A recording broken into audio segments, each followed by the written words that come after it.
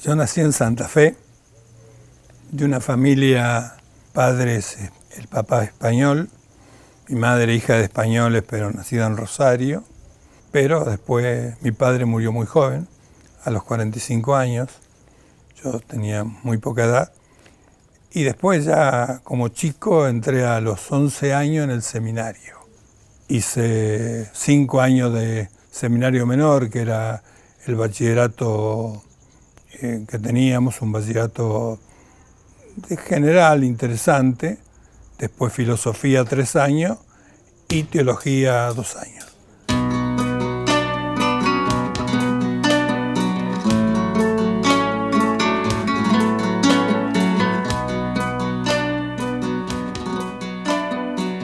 Y después fui a Roma en el año, con 33 años ya, estudié ciencias políticas, hice un primer año en el Centro de Estudios Sociales de los Jesuitas de Roma y después hice la licenciatura en Ciencias Políticas y Sociales en la Universidad Santo Tomás de Aquino Pontificia de Roma. Me recibí de sacerdote en 1952, me había hecho un trabajo serio, intelectual, entonces apenas terminé, yo estaba en el obispado y tenía que dedicarme a trabajar con los sectores laborales, obreros. Estando ya recibido, daba clase en el seminario y al mismo tiempo estuve en el grupo, diríamos, de sacerdotes que promovió con los laicos la creación de la Universidad Católica de Santa Fe.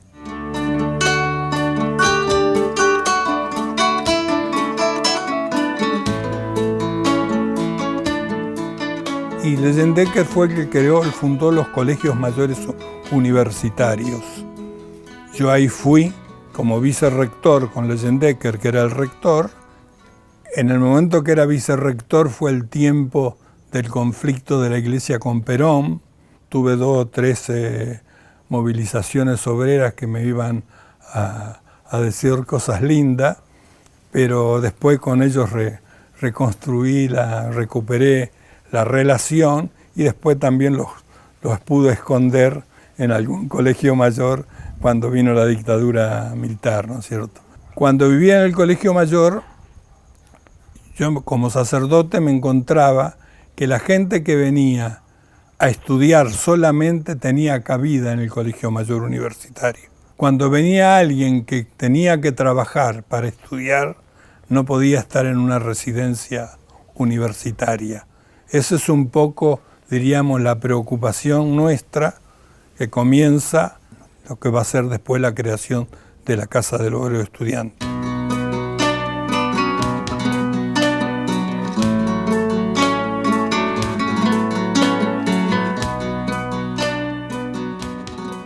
Las parroquias en los barrios comenzaron a abrirse en ese tiempo, en el tiempo del arzobispado de Monseñor Fasolino. Y teníamos un mandato de insertar nosotros en los barrios.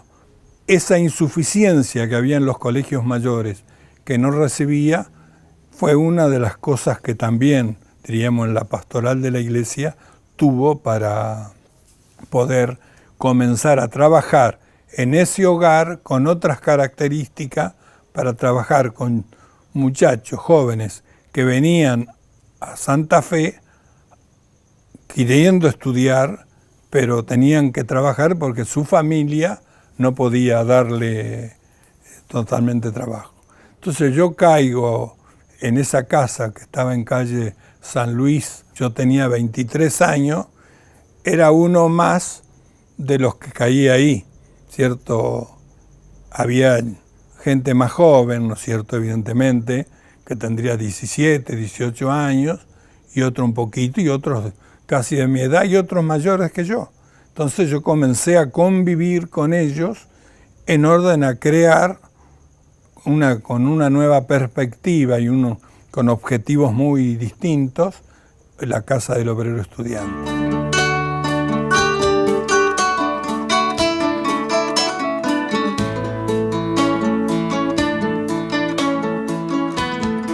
Ya había en la iglesia un avance interesante en algunas cosas. Por ejemplo, había todo un pensamiento crítico. Generalmente las obras de la iglesia quedan y es para la iglesia. Es una acumulación de propiedad privada que a veces muere como grandes monumentos, pero no tienen la vida. Y yo le pedí al arzobispo cuando me mandó que me parecía que era una obra que necesitaba tener recursos propios, necesitaba tener casa. No se la podía cargar a la iglesia para que haga, pero sí, lo que podría hacer y trabajar para construir eso y tener eso, que eso sea propiedad de una asociación civil sin fines de lucro. Sobre esa base se construye algo que estaba a tono con lo que ya estaba mirando un poco la iglesia a futuro, ¿no?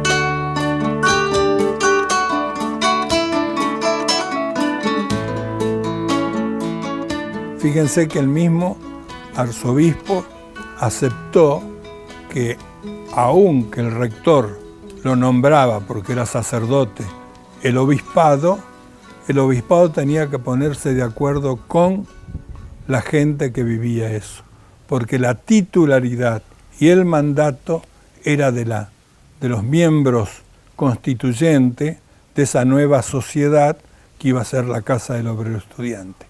Entonces yo te digo que si hay algo que rescato, y lo digo bien fuerte, es que eso, como nace con el coraje de entregarlo, no pedir la garantía de que la iglesia es eterna, sino que ellos tienen que mantenerlo, eso comienza a ser algo y que va a tener los altibajos de la crisis que tuvo la sociedad en los distintos tiempos, pero se mantiene con el sentido original que es de pluralidad, de darle espacio a que él trabaja, si bien tiene un espíritu y una búsqueda cristiana, no es condición dogmática, porque si hay algo del cristianismo que tenemos que reivindicar es que hay que superar lo que es la apropiación de la conciencia de la gente para que siempre tenga libertad.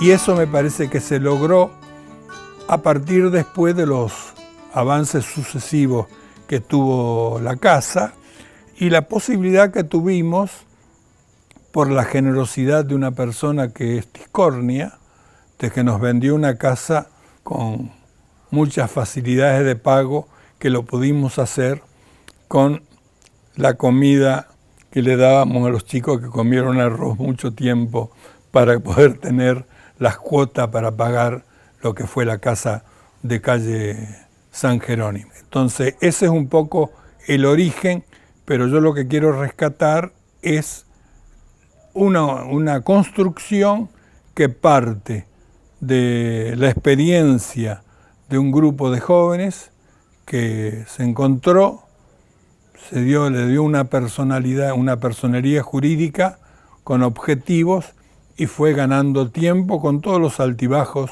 y las crisis que en 60 años se pueden tener en los aspectos sociales, políticos, etc.